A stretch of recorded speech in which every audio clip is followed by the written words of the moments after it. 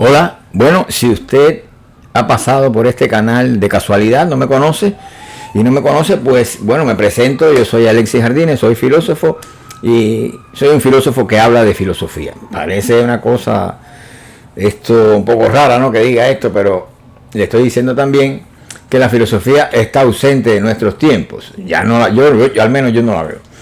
Entonces, si a usted le interesa la filosofía de verdad, pues quédese en este canal. Tiene ciento y tantos vídeos y esos vídeos conservan un orden cronológico, así que si quiere entender por dónde van los tiros y me quiere entender a mi pensamiento, pues trate de seguir ese orden cronológico. Les doy la clave. Yo comencé estos vídeos por lo que los filósofos de verdad antes llamaban filosofía de la naturaleza, ¿no? En el caso de los tiempos que corren, obviamente, pues lo que nos toca a nosotros es lidiar con los problemas de fundamento que básicamente tiene la física, ¿no? Y la biología pudiera ser siempre este tema de la evolución, siempre pues está en la mesa de debate, etcétera, etcétera. Pero básicamente la física es la que está trabajando más con estos temas de fundamento, y los físicos en buena parte debido a la ausencia de los filósofos, pues se han metido en los temas de la filosofía. Ya no es suficiente con el asunto de la mecánica cuántica, que ha revelado problemas realmente de fundamento, de la realidad, la conciencia, etcétera.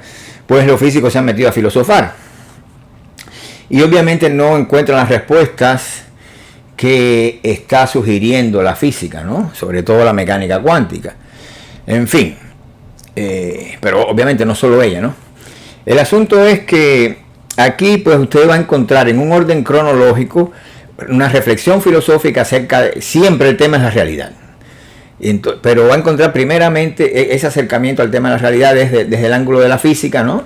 Y más exactamente desde los fundamentos epistemológicos de la mecánica cuántica. Y entonces nos hemos movido, después de tratar la realidad como la ve el físico, y obviamente no identificándonos con esta postura, o sea, no identificando la realidad con la realidad objetiva, ¿no? No viéndola así de esa manera tan estrecha, pues nos hemos seguido moviendo buscando precisamente una interpretación o comprensión de la realidad que sea mucho más abarcadora, que no se ciña a la objetividad, puesto que esto, como he mostrado en vídeos anteriores, vayan y búsquenlo, pues es sencillamente una proyección al campo del conocimiento. Son realidades de conocimiento, entonces con eso nunca vamos a entender qué es lo que está pasando, ni en la mecánica cuántica ni en ningún lado. Entonces necesitamos una comprensión de la realidad mucho más amplia, obviamente, pero también de la mente humana. Entonces, ¿por qué? Porque realidad y mente están correlacionadas. En ese sentido, nos hemos ido desplazando hacia una realidad de naturaleza más bien preyoica, no inteligible, como es la realidad que la ciencia nos vende, obviamente, ¿no? Y con derecho, pero el problema es que es restringida. Y entonces, bueno, hemos tenido que salir a otra dimensión de la realidad que sea, que nos pueda dar fe de que la realidad es un asunto mucho más amplio que el de reducir la realidad al universo estrellado, al conglomerado de galaxias, al famoso espacio-tiempo tetradimensional ese, que es un tejido ahí que nadie sabe lo que es, ni el mismo Einstein sabía lo que era, pura geometría, y con eso no vamos para ningún lado. En fin, no identificar la realidad con este tipo de constructos teóricos, ¿verdad? Sino tratar de ir hacia una comprensión mucho más profunda que nos revele estos problemas de fundamento que no puede resolver hoy la física, ¿no? Entonces, en el ánimo de eso, y también por una razón estrictamente filosófica, y es el hecho de que más allá de Hegel no se podía seguir en el camino digamos, por la vía racional, la vía de racionalización del mundo, en el cual está imbuido la física también. Cuando Einstein decía, lo más sorprendente que tiene el universo es que sea racional, hombre, que sea comprensible. Hombre, claro, si ustedes proyectan estructuras racionales, lo racionalizan, claro que tiene que ser comprensible. Pero no se dan cuenta que es la hora del mismo físico la que va racionalizando la naturaleza en ese sentido, ¿no? Entonces, pues, aquí estamos, ¿no? En este punto donde tenemos que ver la correlación de la mente con la realidad, que es una realidad de orden inteligible, que yo llamo virtual, ¿verdad? En mis términos. Ese tipo de realidad inteligible racional es limitada y que por lo tanto la mente con ella relacionada es una mente yoica, una mente de naturaleza sígnica y obviamente racional, ¿verdad? Es el mundo de la conciencia, ¿verdad? Lo que Hegel llama el mundo desdoblado de la conciencia. Obviamente racional, ¿no? Entonces, a una realidad racional le corresponde una mente racional. Para salir del sistema hegeliano, que era donde iba, que es un sistema realmente pan-racionalista, como se le suele llamar, pan-logista, etcétera, etcétera. O sea, Hegel llevó el camino de lo racional a su más alta expresión. Entonces, ya de ahí, por esa vía no se podía seguir. Yo estaba consciente de eso desde que soy estudiante de la universidad. Entonces, pero obviamente, como todo el mundo, hacía mi esfuerzo, ¿no? Pero ir más allá de Hegel no significa superarlo en el tiempo, que es el error que cometen estos filósofos de universidades, que andan por las universidades ahí haciéndose los filósofos. Estos maestros de yo no sé de qué cosa, de filosofía, profesores de filosofía, como se quieran llamar. Muy respetados en sus campos. Algunos de ellos, estoy hablando de los más grandes, de las mejores universidades, obviamente son tipos inteligentes, son tipos que tienen no vamos a decir currículum, porque el currículum se hace con otras cosas, no con conocimiento. Pero bueno, pero son gente que tiene una visión muy estrecha, ¿verdad? Y la filosofía es de los filósofos. Los filósofos hacen sistemas filosóficos. Eso de que si usted se dedica a la ética, se dedica a la biología, eso, ningún filósofo era así, ¿verdad? Los filósofos hacían sistemas filosóficos y obviamente dentro de sus sistemas pues abordaban todos los campos a donde el conocimiento podía llegar. Pero eso no quiere decir que ahora usted se especialice solamente en un detalle de lo que antes eran partes integrantes, todo lo pequeñas que puedan ser, de un sistema filosófico. Usted se crea filósofo porque sabe de eso, ¿no? Estos tipos que andan por ahí hablando de ética y se creen que son filósofos, o los que andan hablando de cualquier cosa. Ahora hay filosofía, por Dios, que me está viendo sabe, ¿verdad? Filosofía de género, filosofía de no sé qué, filosofía de feminista, filosofía de lo que sea, de lo que se han inventado. Eso no es filosofía. Filosofía es tener un sistema filosófico y usted, si tiene un tronco epistemológico, si tiene una definición del absoluto, ¿verdad? Y tiene un principio, pues usted a partir de ahí, de esas bases, va abordando todos los campos que puedan caer en su interés. Pero si no tiene esa línea central, señores, y no hay sistema filosófico, pues esta sobreespecialización que le llaman, señores, la especialización no te hace filósofo, ni sobre ni infra, no te hace. Hay que tener sistema, hay que tener principios y hay que tener un sistema de conocimiento coherente y que sea el desenvolvimiento de una idea única. Como decía Bergson, si un filósofo, si en realidad lo es, decía Henri Bergson, no tiene más que una idea. Entonces, Freud también decía algo parecido. Con respecto al psicoanálisis, eso, ¿no? Entonces, el asunto es, para la psicología quiero decir, pero bueno, el tema es que aquí pues la lógica que van a encontrar aquí es sencillamente moverse un poco de la naturaleza hacia un tipo de realidad que ya no es racional, ¿verdad? Que no está correlacionado obviamente con una mentalidad de naturaleza yoica, ¿verdad? Que se asienta en un lenguaje proposicional y se asienta en el signo como forma de expresión, pues esto por el contrario es una realidad de orden simbólico. Y nosotros pues estábamos ante la disyuntiva. Bueno, para ir más allá de Hegel hay que ir por la vía racional y superar lo que Hegel llamó el concepto, ese movimiento del concepto que tiene Hegel en su filosofía y que mueve su pensamiento. Eso no era posible ya. No era posible por esa vía, porque de cualquier manera era acentuar más el tema racional. Y los que saben de filosofía se acordarán que justamente cuando Hegel muere, que llaman a Schelling, su antiguo amigo y enemigo también de los últimos años, ¿no? Schelling se aparece allí a la Universidad de Berlín a ocupar el puesto de Hegel. Hegel era rector de la universidad, se aparece a ocupar su cátedra de filosofía allí, y entonces pues él presenta su discurso, ¿no? Y lo que hace es criticar el racionalismo hegeliano y hasta cierto punto echar las bases del irracionalismo, pero el irracionalismo en filosofía no es lo que la gente cree que es, no es superchería, no es cosas oscuras, no es eso. Y Schelling apuntó a dónde, al mundo de la mitología y la revelación. Estas son formas que no son racionales, son vías que no son racionales y tienen todo su derecho, ¿verdad? Entonces, pues nada, ese camino quedó trunco porque la gente que estaban ahí oyendo a Schelling nunca lo entendieron. Más bien se mofaron de él, se burlaron de él, porque imagínense ustedes, en un mundo donde la razón se diviniza, pues usted cuando dice lo irracional le parece que es una superchería, que eso no tiene sentido, que eso no va a ningún lado, pero una de las cosas que hace este libro, por ejemplo, es escrutar ese mundo. Cuando se dice irracional o no racional, señores, es que sencillamente no es yoico, es un mundo o no lógico, ¿entienden? En el sentido de la lógica conceptual y discursiva, etcétera. Entonces, eso no es nada malo, sino son realidades que nosotros no entendemos. Déjenme ponerle un ejemplo para que entiendan a dónde voy. Si usted toma ahora supongan ustedes que esto que yo tengo en la mano es, para que me entiendan mejor, es un cenicero. Esto es un cenicero. ¿Por qué yo lo veo y lo percibo como cenicero? Eso no quiere decir que esa sea la realidad, ¿verdad? No quiere decir eso. Es la realidad stricto sensu. Quiere decir que no puedo reducir esto que tengo en la mano al cenicero. Yo lo percibo como cenicero porque funciona para mí como cenicero y trabajo con él como cenicero. Pero primeramente le he puesto la palabra. Lo que yo tengo es una palabra. Esto, señores, es que yo no tengo cenicero porque yo no fumo, pero imagínense que esto es un cenicero. Esto,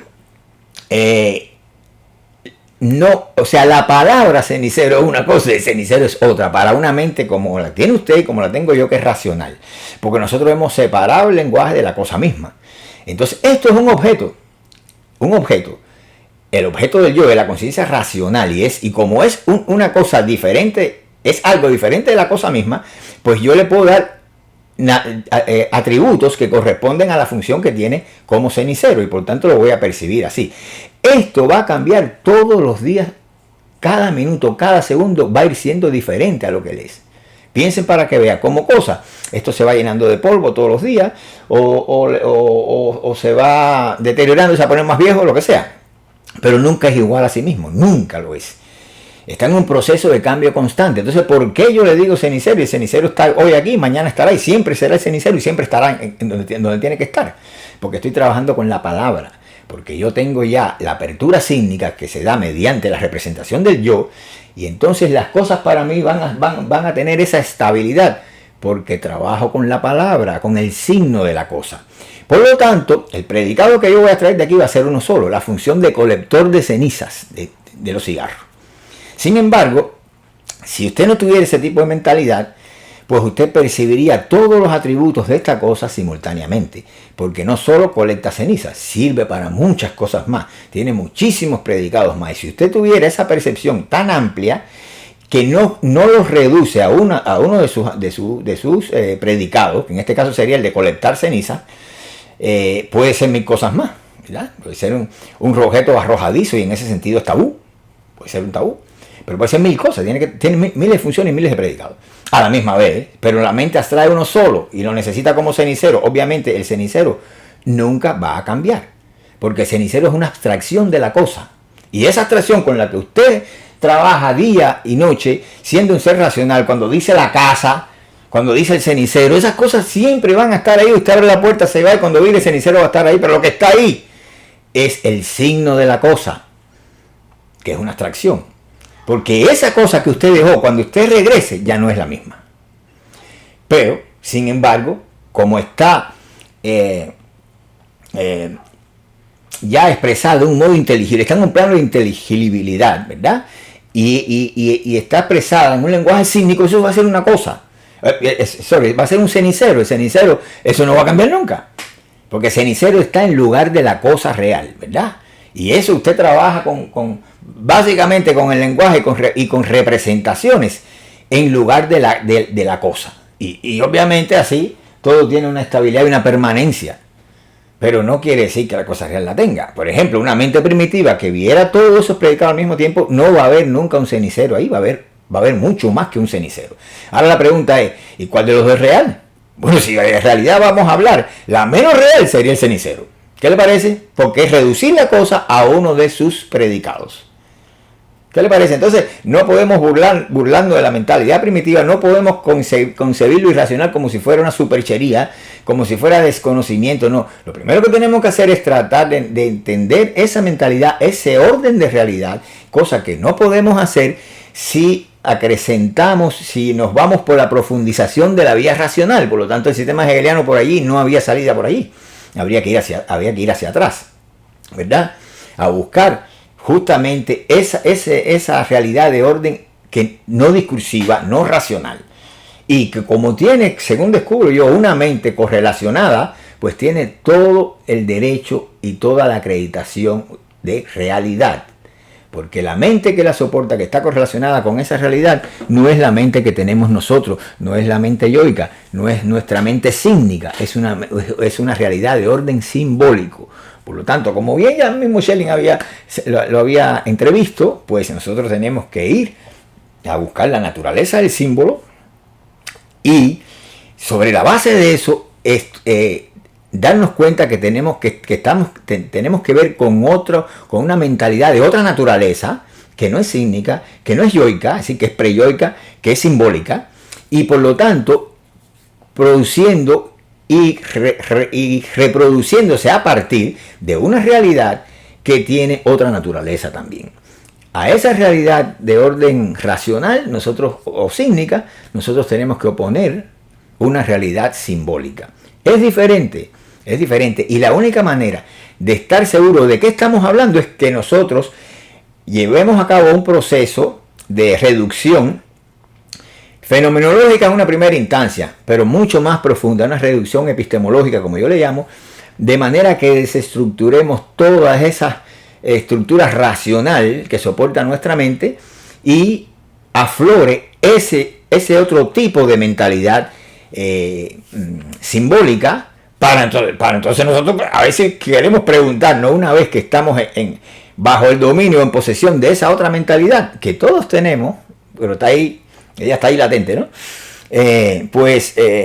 Si quieren preguntarse, difícilmente cuando entren en un estado de eso, porque son estados participativos, como yo le llamo, hay 3 niveles. Está el éxtasis, la alucinación y el más profundo es el trance, ¿no? Entonces, si usted puede pasar todos esos estados, bueno, ahí si quiere preguntarse si eso es real o no, pues hágalo cuando esté en un estado participativo, ¿ya? Cuando esté en trance. Pero cuando usted salga de eso, cuando esté allí, no se lo va a preguntar. Y antes de entrar allí, no va a tener sentido. Y ese es el gran problema que tenemos. Tanto para entender la mente humana, como para entender la realidad como un todo. Entonces, en este vídeo les voy a acercar un poco al cuerpo. ¿Por qué? Porque para resolver, al que no me conoce, les explico, vean los vídeos anteriores, yo me dedico a resolver paradojas aquí.